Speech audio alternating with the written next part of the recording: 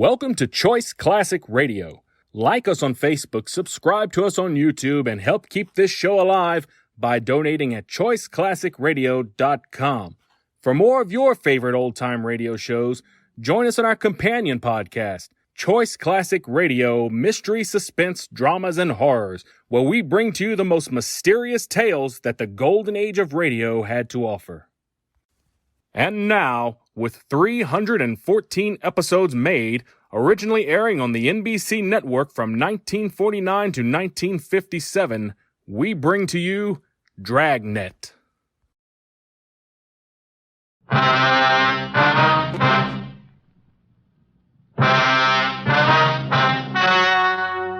The story you are about to hear is true. Only the names have been changed to protect the innocent.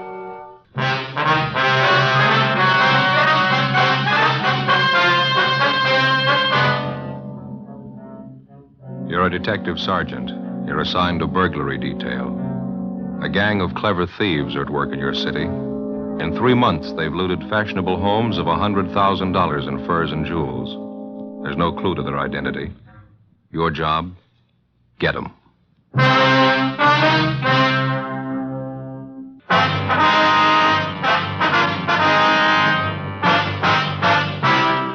Dragnet, the documented drama of an actual crime.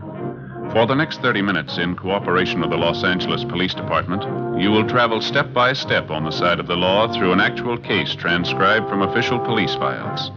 From beginning to end, from crime to punishment, Dragnet is the story of your police force in action.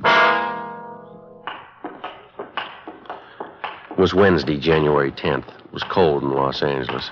We were working the day watch out of burglary detail. My partner's Ben Romero. The boss is Captain Wisdom. My name's Friday. It was 11:15 a.m. when we got back to the city hall. Captain Wisdom's office. Hi, Skipper. Hi. How'd you make out? Not too good. Same old story. Anybody in the house when the thieves broke in? Yeah, the children's nurse was there. She said the burglary took place about midnight. She was asleep in bed at the time. Uh-huh. The nurse said she woke up when she heard the thieves forcing their way in through a side door. She jumped out of bed, ran for the telephone in the hallway, and they grabbed her before she could reach it. Do her any harm? Well, a little, yeah. They tied her up, locked her in a closet. Same MO as the other job, Skipper. 3 men. Each of them wore gloves and a mask. They took all the furs and jewelry they could find, nothing else. Nurse give you the same general description on the 3 of them? Yeah, it's not going to help much. Said 2 of the men were tall, medium build, and one was short, heavy build. She was so rattled she couldn't even remember the clothes they had on. 12 jobs for the same gang in 3 months. We don't even have a good description of them. How slow can we move? Doing everything we can, Skipper. Excuse me. Burglary, Wisdom. Uh-huh. Not until 2 o'clock? No, that's all right. 2 o'clock sharp. Right. Bye. Just had an appointment canceled out. How about a cup of coffee downstairs? Yeah. I didn't even have a chance for breakfast this morning. Fine with me. You grab my hat, will you? Yeah, I'll get it. Here you go. Thanks. Guess you talked to the owners of the house, huh? The place was broken into last night? Yeah, we did. Mr. and Ms. Peterson. They got home a couple hours after the burglary, took a quick inventory. What did they find missing? Furs and jewels, same as the other jobs, almost $12,000 worth. That's the biggest haul yet.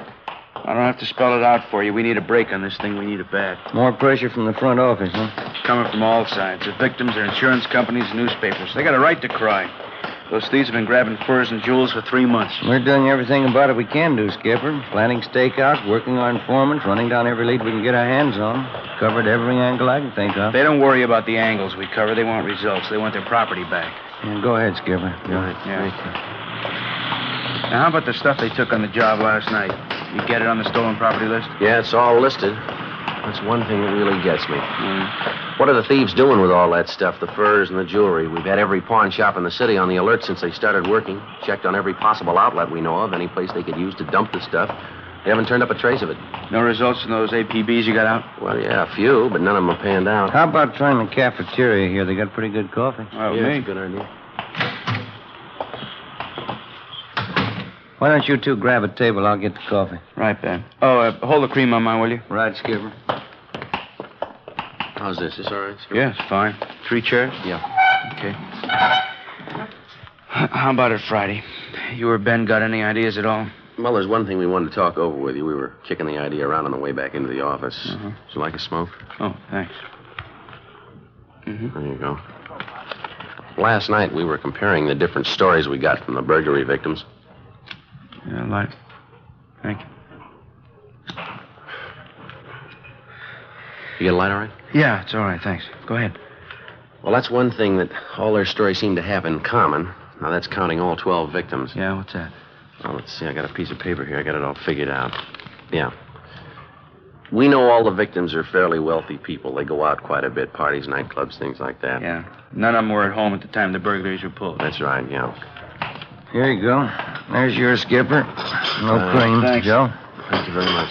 I was just telling the captain about that idea we were talking about on the way back in. Yeah, oh, yeah. All right, so none of the victims were home at the time of the burglary. Where does it go from there? Well, for one thing, we all pretty much agree that there must be a finger man working with the gang, don't we? Somebody who knows the victims aren't home. Somebody who also knows the victims aren't wearing the furs or jewels on that particular night, is that right? That's right. We've been going on that assumption. Now, the question is, who's the finger man? Well, that's what I'm trying to get at here. Ben and I compared the victims' stories. We found out that in every case, each of the victims had been out in some public place from 3 to 5 days before the night of the burglary. Now, at that time, every one of them wore furs and expensive jewelry. Yeah. Why don't you read off some of those examples we got there, Joe? Okay. Well, here's the first one. Mr. and Mrs. Charles King. Now, on December 10th, they went to a nightclub out in Hollywood. Mrs. King wore a fur coat and quite a bit of jewelry. On December 14th, they went out to a theater. They didn't dress up at all. They left the furs and jewels at home. That's the night that their house was burglarized. And this same pattern shows up in every one of the victims' stories? No, it's not quite that close, but the same elements seem to be there. Here's another one, Skipper. Let's see. Mr. and Mrs. Lyons, November 20th, they went to a big party at a restaurant out on Sunset. Woman wore jewelry, expensive fur wrap. A week later, they went to a party at a friend's house. Mrs. Lyons left her furs and jewelry at home, and the same night, the thieves broke in. Yeah, that's a pretty good angle. Now, how do you tie up all the loose ends? Well, I can see a paper again, Ben. We got it halfway figured right here. Just before each of the victims was taken, they appeared in a public place, wearing the furs and jewelry. We've got a list of all the places, nightclubs, restaurants. There's about 6 of them here. So the finger man for the gang must be watching these 6 places. He spots the people with the expensive furs and jewelry and tips off the gang. They watch the house. Next time the people go out and the thieves see the woman isn't wearing her furs and things, and they move in. It's not a sure thing. We're just guessing, you understand? What do you think? Well, it sounds like a fair guess. Let's move on it. We'll have to cover each of those nightclubs and the restaurants. It's going to take more men, more time. Could be nothing but a blind alley. We got the men, we got the time. Let's try it.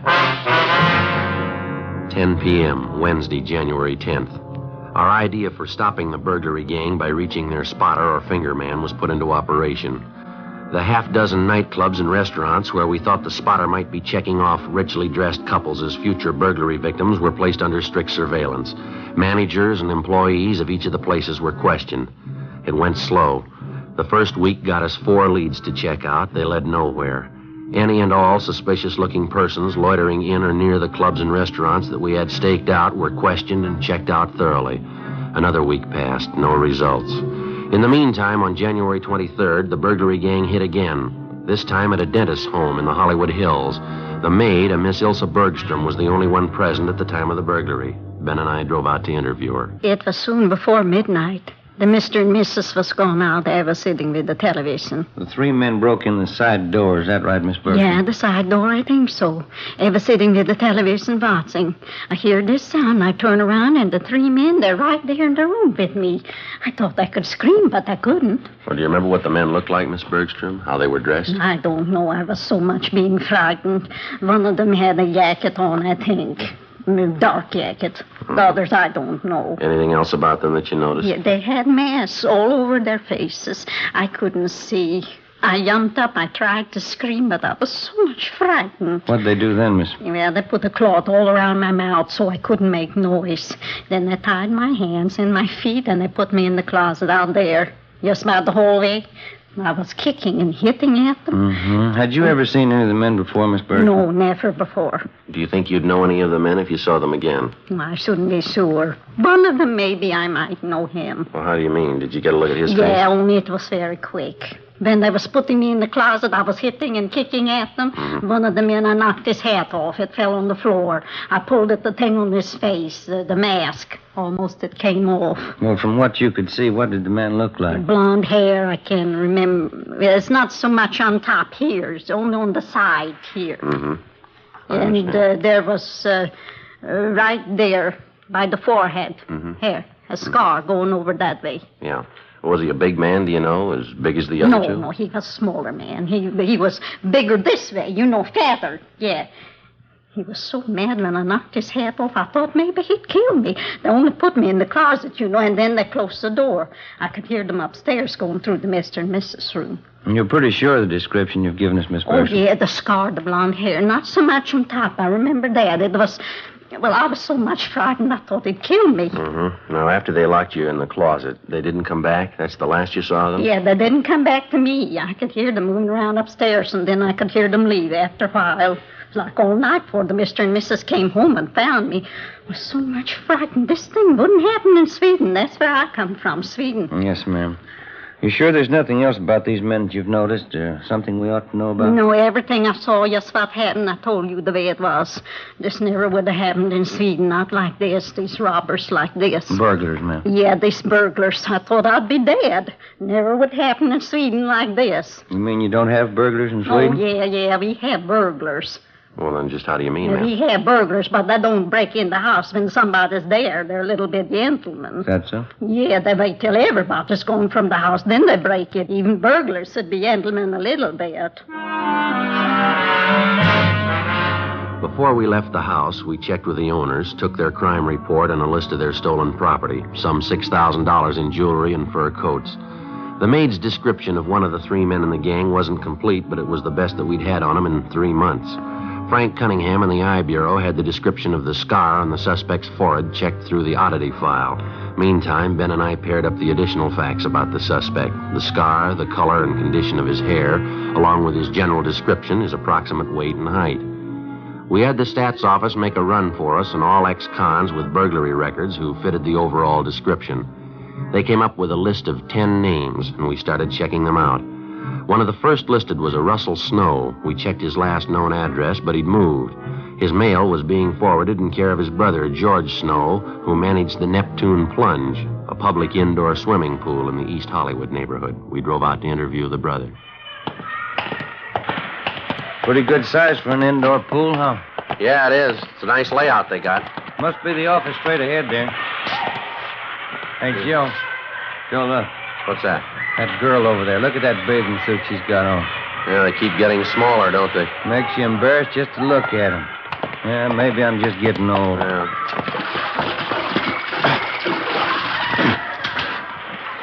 Yes, sir? We're looking for George Snow. Yeah, I'm him. Police officers, Mr. Snow, like to talk to you a few minutes if we could. Oh, yeah. Hey, let me grab a towel over here. Get right off, Phil. Sure. Come on over. Pull up one of these deck chairs here. All right, thanks. Thank you very much.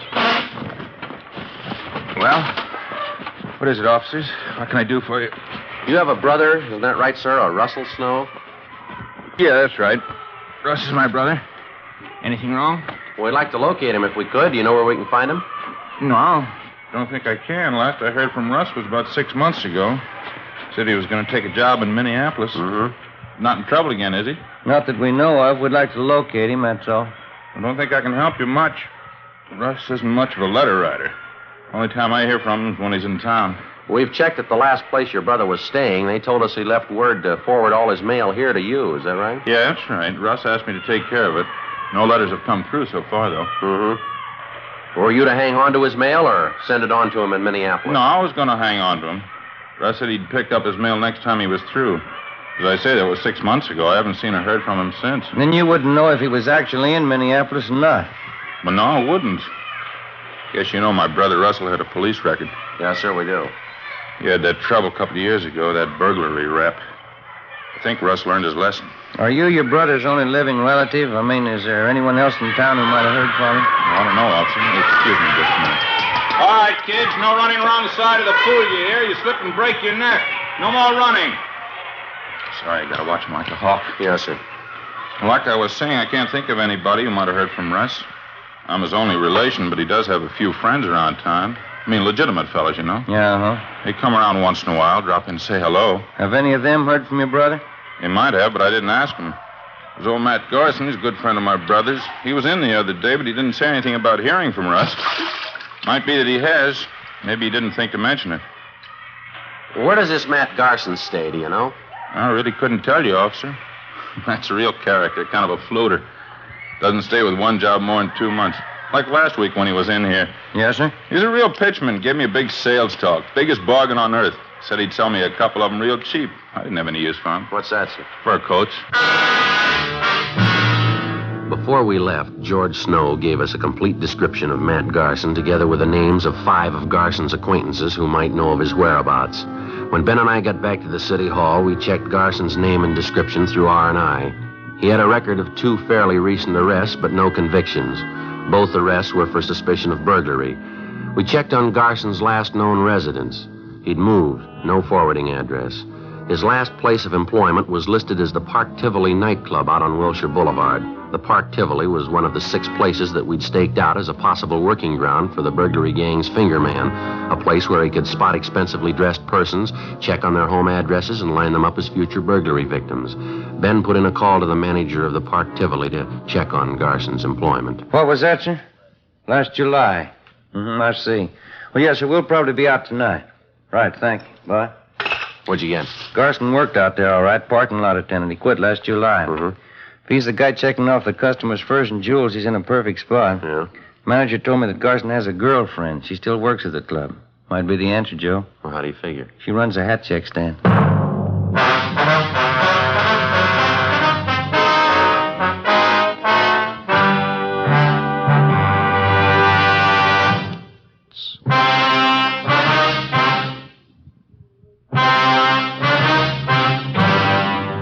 One of the biggest problems that faces a police officer working the burglary detail is not only apprehending the thief, but also recovering the stolen property.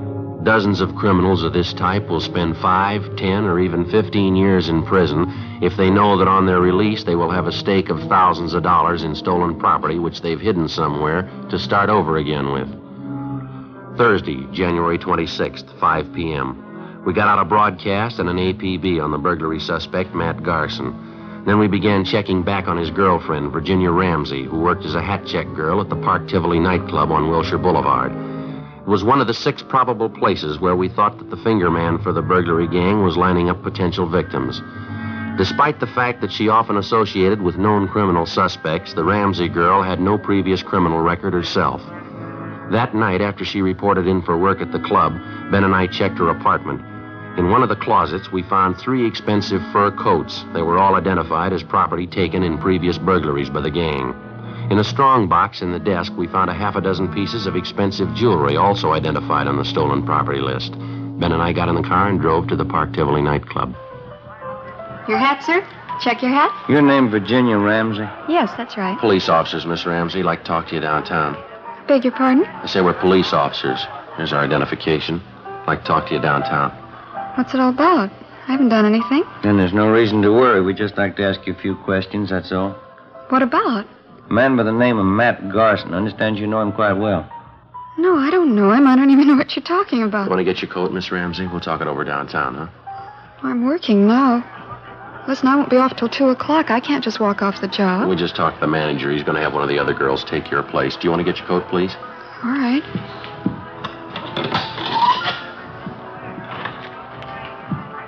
You sure you checked with the manager? I don't want to lose my job leaving like We this. talked to him. It's all right. This way, please, out the side door.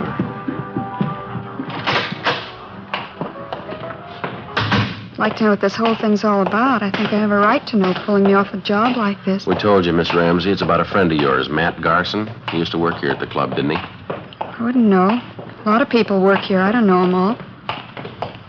Why should you want him anyway? Do you know him? I think I might, yes. Not sure. Why do you want him? For interrogation, just like to ask him a few questions. Why? You ready to admit that you know Garson? I think I might. Yeah, I know him. Want to get in, Miss Ramsey? Still don't know what it's all about. Why do you want Matt Garson? Same reason we want you, suspicion of burglary. You don't know what you're talking about. You can't prove anything against me. We already have, miss. Huh? We found 3 fur coats in your apartment. There was some jewelry there, too. Those things are mine. Every one of them. They're all mine. All right, come on, you're wasting time. They're stolen property, you know that. How about it, miss? You want to tell us about Matt Garson? Where is he? I told you. Told you the first time. Yeah? I don't know him. 10 p.m. We drove the suspect, Virginia Ramsey, downtown to the city hall and took her to the interrogation room. We questioned her continuously until well past midnight. She refused to admit anything. We gave her time to rest a little and sent out for some food. Then we resumed the interrogations. 2 a.m. The Ramsey girl still refused to admit any connection with Matt Garson, his friend Russell Snow, or any members of the burglary gang. We stayed with it. By 4 a.m., we'd halfway convinced her that protecting the members of the gang wasn't the answer, that the best thing for her to do would be to cooperate. 5:30 a.m. Can I have a cigarette? Yeah. Here you are.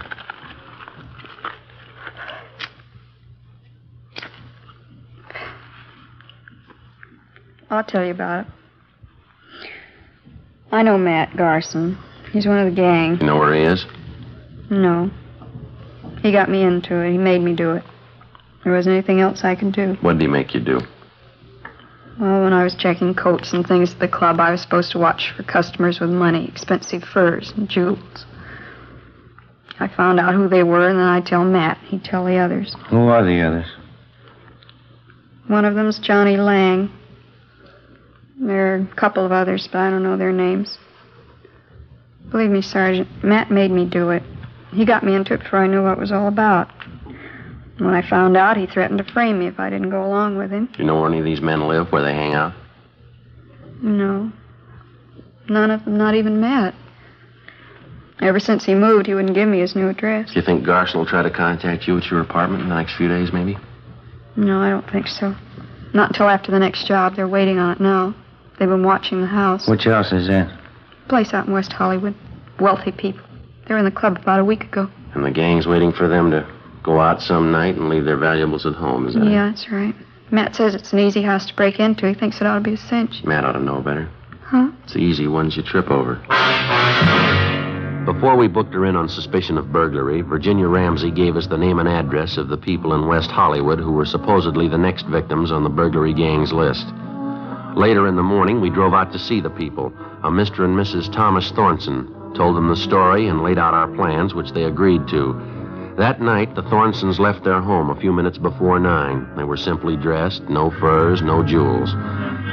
At 9:35, 3 men scaled a fence at the rear of the Thorntons' home and broke in through a side door. Right behind them was a detail of a half a dozen officers who moved in and made the arrest.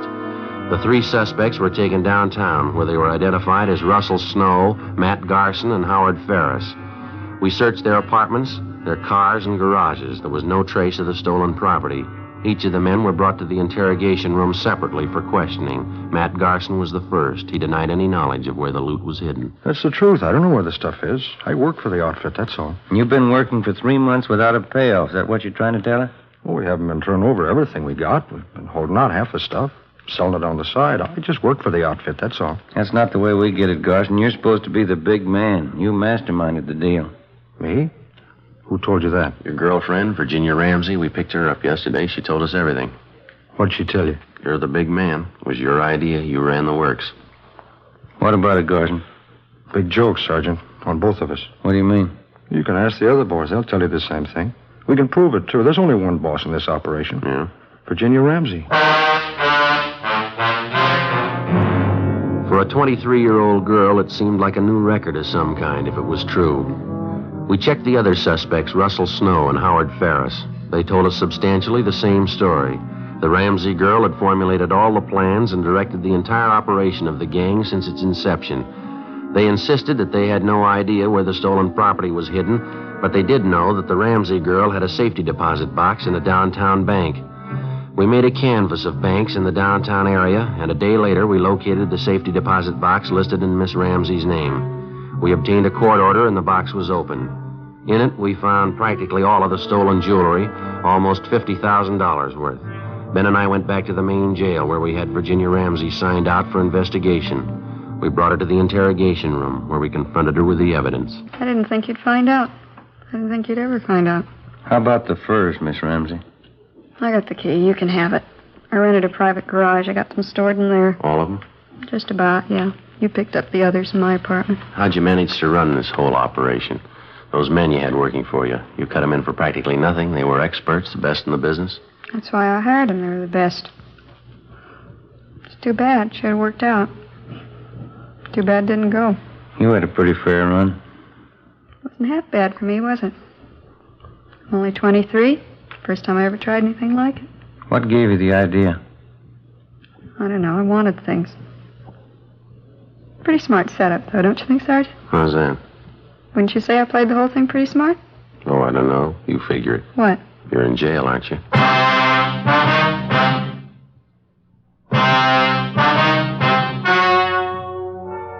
The story you have just heard was true.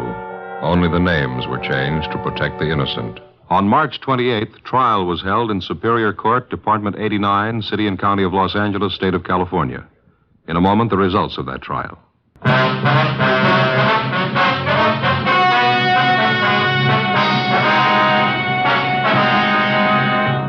23-year-old Virginia Ramsey, the leader of the gang, was tried and convicted on 4 counts of first-degree burglary and 4 counts of receiving stolen property. The 3 male members of the gang were convicted of first-degree burglary, also 4 counts. They are now serving their terms in the state penitentiary. First-degree burglary is punishable by imprisonment for not less than 5 years. Receiving stolen property is punishable by imprisonment for not less than 6 months, nor more than 5 years. Ladies and gentlemen, vacation time is here again, and a great many of you will be taking trips in your automobile. Danger is never absent from the highways of America. Be careful. The care you take may save a life, and that life may be your own.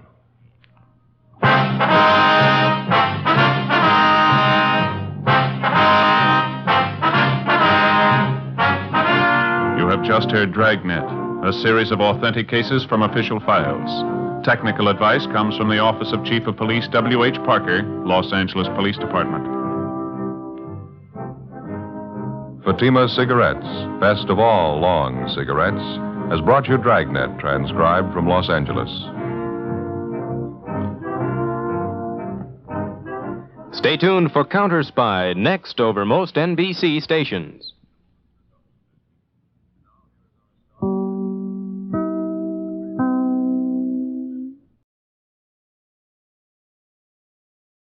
That concludes today's episode. We'd like to thank you and remind you to donate at choiceclassicradio.com.